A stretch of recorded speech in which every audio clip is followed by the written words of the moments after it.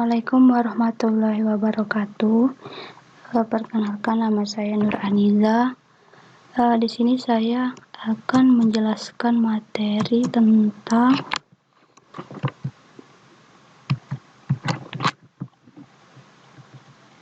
kenampakan rupa bumi pada kelas 3, tema 8, bumi dan alam semesta, subtema 2, kenampakan rupa bumi, pembelajaran 1.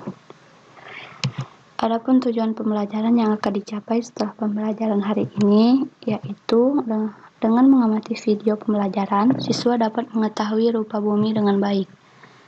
Yang kedua, dengan mengamati video pembelajaran, siswa mampu menyampaikan kembali informasi tentang rupa bumi secara lisan atau tulis dengan lancar. Hai anak-anak, hari ini kita akan mempelajari tentang bumi. Ada dua hal yang perlu kita ingat tentang bumi. Apa saja itu anak-anak?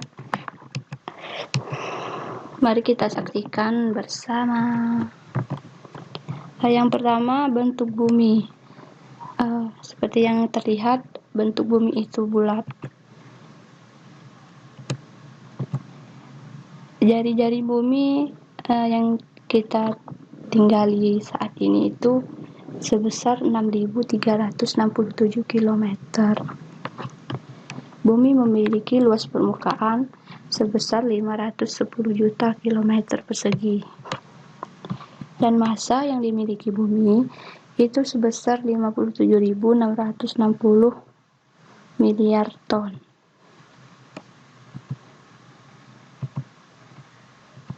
Bagaimana cara kita untuk membuktikan bahwa bentuk bumi itu bulat? Nah, di sini Ibu memiliki sebuah video tentang pembuktian bahwa bentuk bumi itu bulat.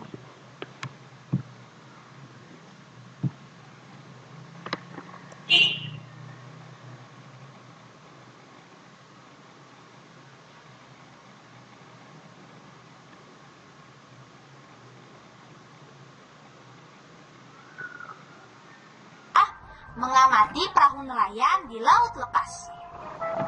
Awalnya perahu nelayan tampak kecil sekali, kemudian mendekat dan tampak mulai membesar.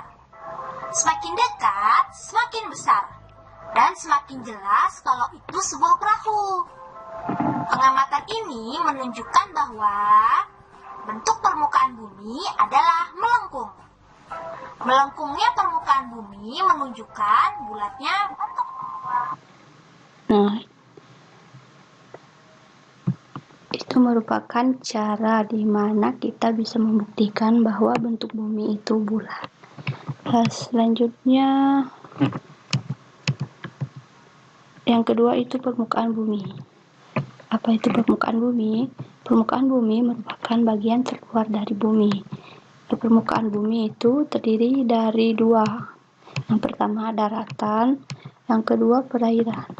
Daratan itu memenuhi 29% dari permukaan bumi, sedangkan perairan itu memenuhi 71% dari permukaan bumi. Mari kita lihat apa saja daratan yang ada di permukaan bumi.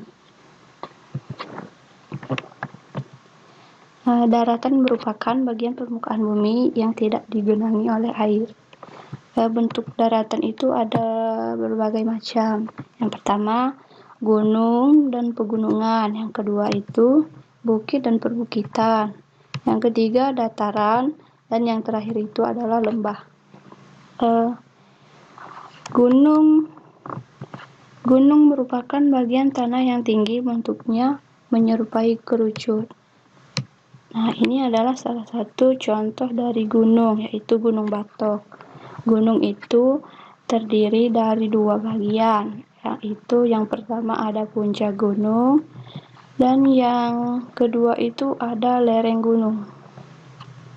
Nah, kalau pegunungan itu rangkaian gunung yang saling bersambung. Ini adalah salah satu contoh dari pegunungan yang namanya itu adalah pegunungan Himalaya. Selanjutnya bukit dan perbukitan. Apa itu bukit? Bukit merupakan tanah yang berbukit-bukit dan lebih rendah dari gunung. Ini adalah contoh dari bukit. Kalau perbukitan itu daerah yang banyak bukitnya. Nah, ini adalah contoh dari perbukitan. Yang ketiga adalah dataran. Apa itu dataran? Dataran adalah daratan yang perbedaan ketinggian daerah satu dan yang lainnya hampir tidak ada. Dataran itu terdiri dari dua, yaitu dataran tinggi yang tingginya lebih dari 400 meter di atas permukaan laut. Contohnya adalah dataran tinggi Kota Dieng. Nah, ini adalah gambar dari dataran tinggi Kota Dieng. Yang kedua, dataran rendah yang tingginya 0 meter sampai 200 meter di atas permukaan laut. Nah, contohnya adalah dataran rendah Kota Semarang. Nah, ini adalah gambar dari dataran rendah Kota Semarang. Selanjutnya adalah lembah. Apa sih lembah itu? Lembah merupakan daratan yang terletak di antara bukit-bukit. Lembah juga ada dua. Yang pertama adalah ngarai. Ngarai merupakan lembah yang dalam dan luas antara dua dindingnya. Nah, ini adalah gambar dari ngarai. Nah, lihat kan, luas kan? Yang kedua adalah jurang. Jurang merupakan lembah yang sempit dan curam. Ini adalah gambar dari jurang. Nah, begitu dalam.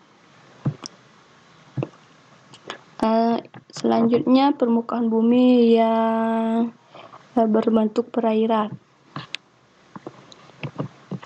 Perairan merupakan bagian permukaan bumi yang digenangi oleh air. Bentuk dari perairan itu ada banyak jenisnya. Yang pertama laut, yang kedua samudra, yang ketiga teluk, yang keempat selat, yang kelima sungai, keenam rawa, dan yang terakhir danau. Laut merupakan cekungan yang dalam yang berisi air. Nah, salah satu contoh laut itu adalah Laut Cina Selatan. Yang kedua samudra. Apa sih beda laut dan samudra itu? Nah, kalau samudra itu lautan yang sangat luas dan dalam. Nah, ini adalah contoh dari samudra, yaitu Samudra Hindia. Yang ketiga, teluk. Teluk merupakan bagian lautan yang menjorok masuk ke daratan. Contohnya adalah Teluk Bayur. Selanjutnya ada selat.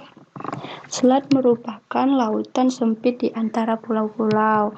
Contohnya adalah Selat Sunda yang menghubungkan Pulau Sumatera dan juga Pulau Jawa. Selanjutnya adalah sungai. Sungai termasuk ekosistem air tawar. Selain sebagai sumber air, sungai biasanya dijadikan sebagai sarana transportasi dan perdagangan.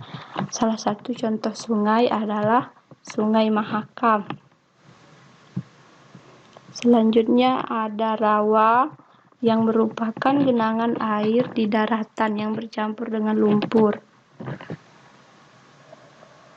Contohnya adalah rawa mangrove yang ditumbuhi oleh pohon mangrove.